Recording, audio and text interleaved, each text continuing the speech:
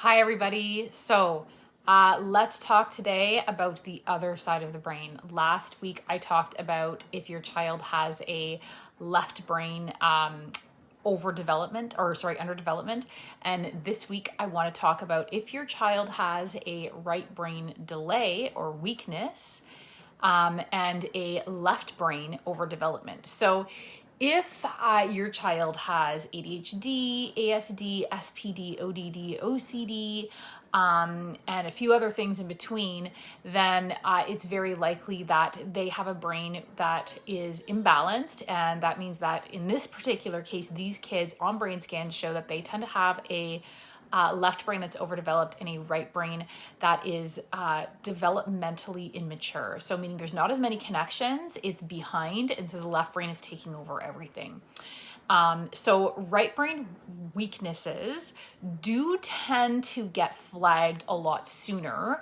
And let me be clear, they're not flagged as a right brain weakness, but parents start picking up pretty quick something is not right compared to, say, the child who has a left brain weakness. And that's because this weakness tends to affect behavior and socialization more. And so it becomes really obvious even at possibly 2, 3, 4 before they've even started school, and definitely as they get into school. So first things first, the right brain develops first from about, in utero to about 2 years of age. That's when the right brain is doing all of the developing, and the left brain, like I said last time, is doing a little bit of developing, but not a whole lot. It's really the right brain's time to shine in terms of development at that point. And so right brain delays or weaknesses are more common because right brain weaknesses are more vulnerable to things like environmental insults in utero or in early infancy, whether it's toxicity, whether it could even be like, difficult birth, stuff like that, or even, insufficient stimulation and so forth. So more common, and it can appear as hyperactivity, impulsivity, defiance, OCD, poor social skills, and so forth, as I've mentioned. The really interesting thing is kids with a left brain overdevelopment, these kids are smart. They typically are very smart. They might not always be able to show their intelligence because of other things that are blocking that, but left brain is very much associated with IQ. Right? Last week I talked about the right brain being very much associated with EQ, emotional intelligence or emotional quotient. And so these kids are smart. It's not uncommon for these kids to have what's called hyperlexia, so opposite of dyslexia, where they are very early readers. Some of them are reading at 2 and 3 years old. And so I can actually can't tell you how many times I've had clients with ADHD, autism spectrum, and the parents are saying, it's crazy because they're so smart with this. They were reading at 2.5 or 3 or 3.5 years old, but man, do these kids keep their parents busy in terms of behavior, difficulties with socialization, possibly, and so forth. And so when school starts, this is when the parents' concerns are kind of being confirmed that something is not quite right, because the teachers are kind of echoing what the parents are seeing in terms of, they're not behaving or, performing, if you will, socially, whatever the case may be, at the same ability as their peers.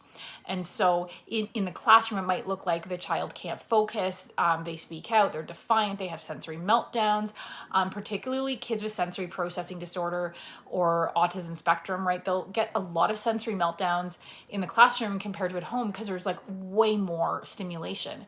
You might not even know it was sensory meltdowns. I know for my daughter, when she had SPD, we didn't know they were sensory meltdowns. We just knew that in certain situations, she had a harder time. And then when we learned, all the visual and auditory stimulation and just all just everything going on, right? A lot of kids and all that type of stuff was really overwhelming. And that's why these kids often do respond better to one-on-one or smaller group instruction and so forth. Also, if there's ASD in the picture, they might have issues with communication, so expressing themselves, as well as issues with social skills and so forth.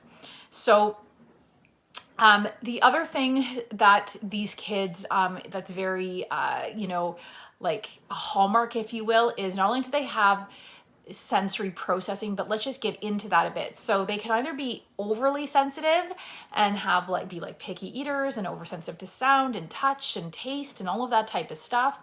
They might be more sedentary because movement is very irritating to them and can just not feel right.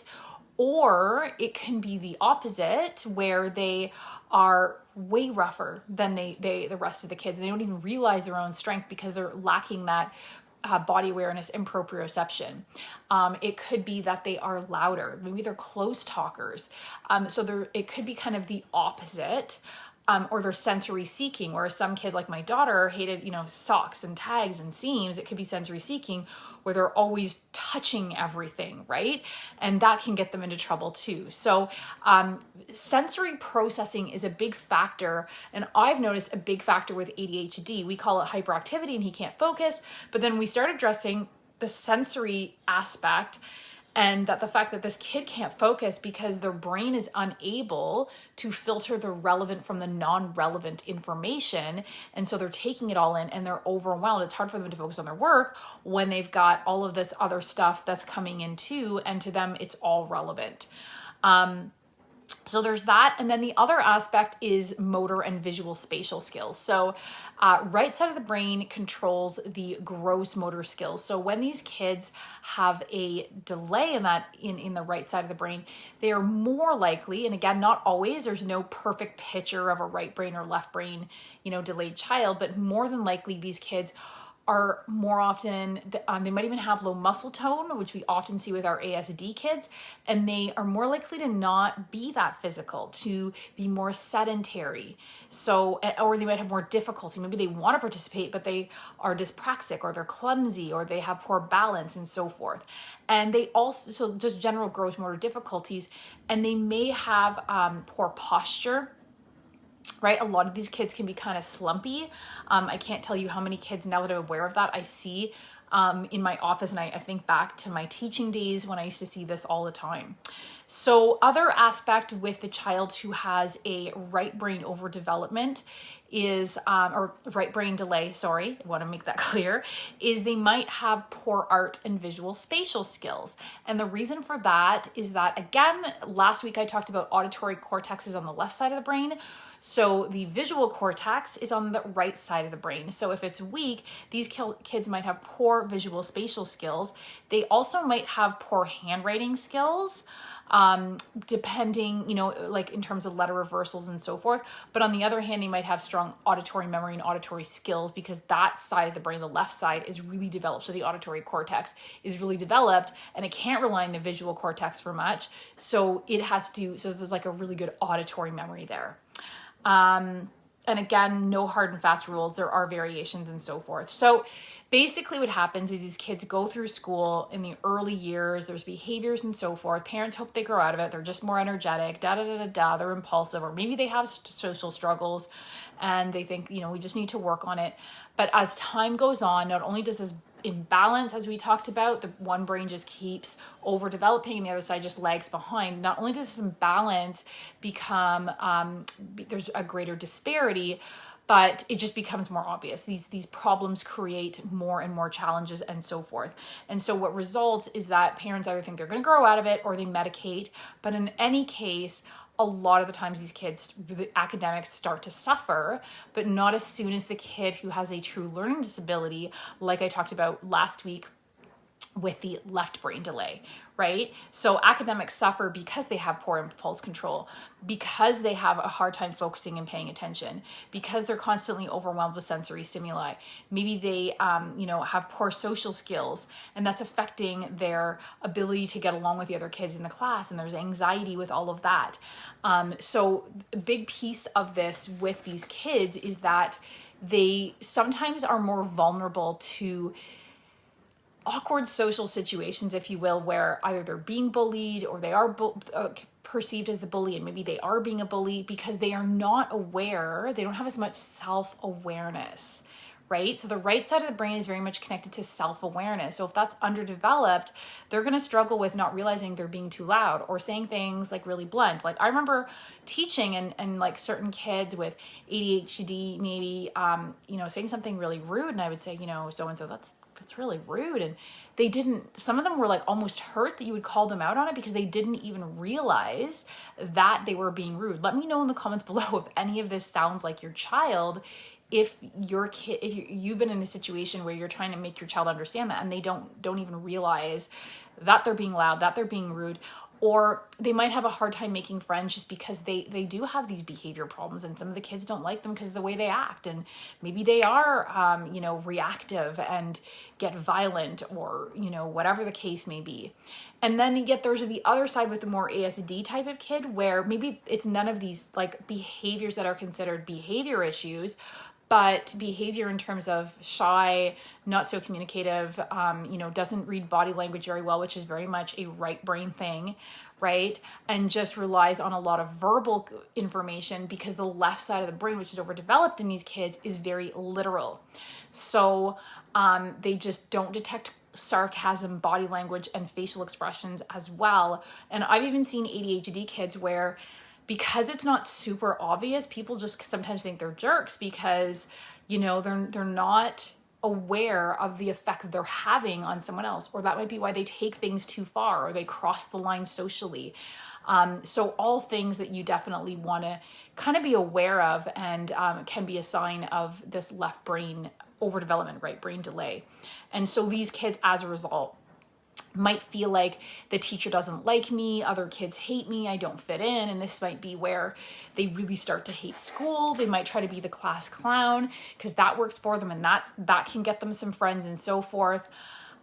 So in a nutshell, left brain overdevelopment, right brain delay, very commonly the diagnoses that appear are, like I said, ADHD, autism, sensory processing, ODD, OCD, Tourette's is another one. Sometimes dyspraxia, sometimes called developmental coordination disorder.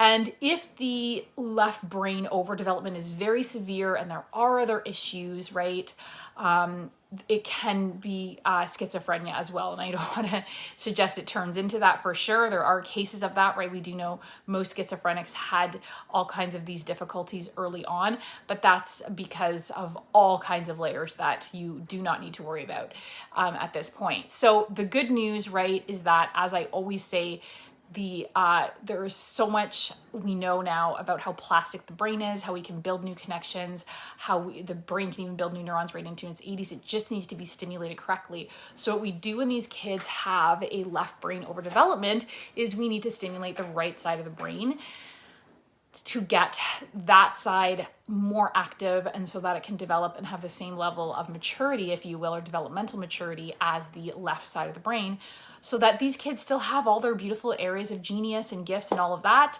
but they are no longer struggling with these impulses and with focus and distraction and sensory issues and communication and socialization and so forth. So let me know in the comments below if you see this with your child. Does this sound like your child in certain ways? Do you suspect that they possibly have a right brain delay and a left brain overdevelopment? So I'm going to drop in the comments below the link to my starter kit, the Laser Focus Learner, with some exercises and things you can get started on with nutrition to help shift your child into being a calmer, happier, focused child. And if you do want to learn more about my 6-month program, the Laser Focus Learner, do reach out. 6 months, and we dive into all of it, everything from nutrition to gut healing to brain building, even technologies and so forth, so that kids aren't stuck at the limitations, relying on IEPs, medication, tutoring, all of those typical conventional things that can be helpful, but ultimately are still band-aid approaches and are not corrective. So thanks for watching, everyone, and do let me know in the comments below what you are seeing at home. Thanks.